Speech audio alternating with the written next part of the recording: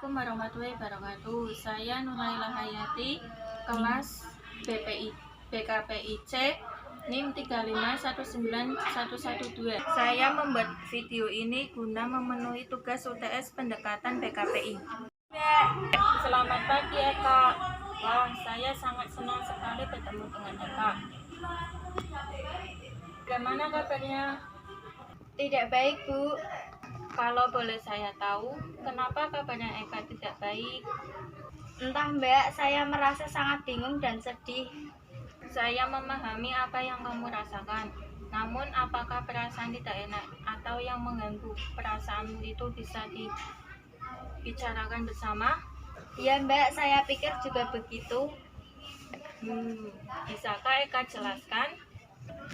Ya, Mbak, dengan senang hati saya akan menceritakannya, tapi mohon dirahasiakan kepada siapapun karena ini adalah masalah pribadi saya. Kalau begitu, Ibu, saya ingin mendengarkan sejauh mana perasaan tidak enak yang mengganggu Eka. Di sini Eka bisa bercerita tentang semua yang Eka rasakan, karena semuanya akan dijaga kerahasiaannya. Jadi Eka bisa bercerita dengan jelas dan tenang.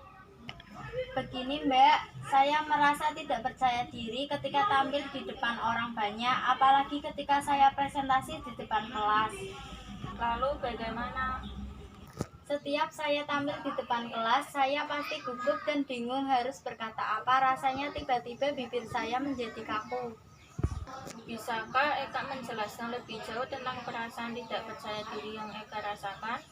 Gemetar ketika tampil di depan kelas, Mbak. Saya juga merasa tidak percaya diri saat akan menjawab pertanyaan dari dosen. Padahal saya hanya menjawab dari tempat duduk, tetapi saya tetap merasa gugup dan gemetar.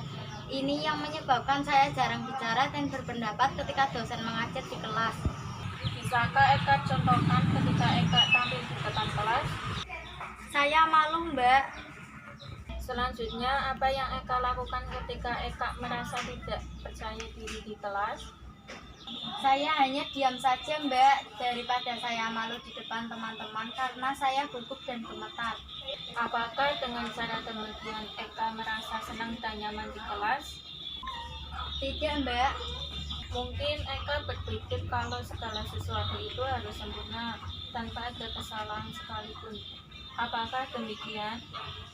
Ya, Mbak, saya orangnya memang seperti itu. Segala sesuatu harus saya kerjakan dengan sempurna walaupun tidak mungkin. Mungkin itu juga yang membuat saya seperti ini. Kalau begitu, apakah masalahmu tentang bagaimana Eka bisa presentasi dan menjawab pertanyaan dosen supaya tidak gugup? Ya, Mbak, dan saya bingung harus bagaimana. Setiap hari saya berpikir dan berusaha bagaimana caranya agar saya bisa percaya diri tampil di depan kelas. Ya, bagus sekali Eka sudah memahami masalah yang Eka alami, yaitu bagaimana Eka bisa presentasi dan tidak gugup dalam menjawab pertanyaan dosen. Ya, Mbak, saya sangat ingin sekali bisa tampil percaya diri di depan kelas, tapi rasanya sulit sekali. Bagus sekali keinginan Eka. Ibu sangat senang sekali mendengarnya. Lalu apakah Eka sudah punya cara untuk mengatasi masalah Eka tentang tidak percaya diri presentasi dan gugup menjawab pertanyaan dosen? Saya masih bingung, Mbak. Apa yang membuat Eka merasa bingung? Saya takut jika saya salah saat menjawab pertanyaan dosen atau ketika presentasi. Saya takut nanti saya ditertawakan oleh semua teman-teman. Apakah Eka sudah berusaha melakukan yang terbaik? Rasanya belum, Mbak. Jika mencobanya saja Eka belum, lalu kenapa Eka bisa berpikiran negatif seperti itu? Nah, itu yang saya tidak mengerti, Bu. Baik, saya akan berusaha melakukan yang terbaik agar saya merasa percaya diri presentasi dan menjawab pertanyaan dosen. Baiklah, apa kira-kira rencanamu sementara sebagai pegangan untuk tindakan selanjutnya? Pertama, saya akan berlatih dan belajar dulu tentang materi yang akan saya presentasikan. Kedua, saya akan berpenampilan rapi sehingga saya akan merasa lebih percaya diri. Dan yang ketiga, saya akan berdoa dulu sebelum tampil agar saya merasa lebih tenang. Saya rasa itu yang akan saya lakukan. Bagus, Eka sudah bisa sudah tahu apa yang harus Eka lakukan. Sebelum pembicaraan ini kita tutup, bagaimana perasaanmu setelah kita berdiskusi?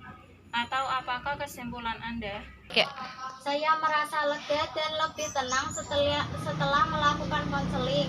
Kecemasan dan ketakutan yang saya alami mulai menurun dan juga saya tahu langkah-langkah apa yang harus saya lakukan untuk mengatasi rasa tidak percaya diri saya ini.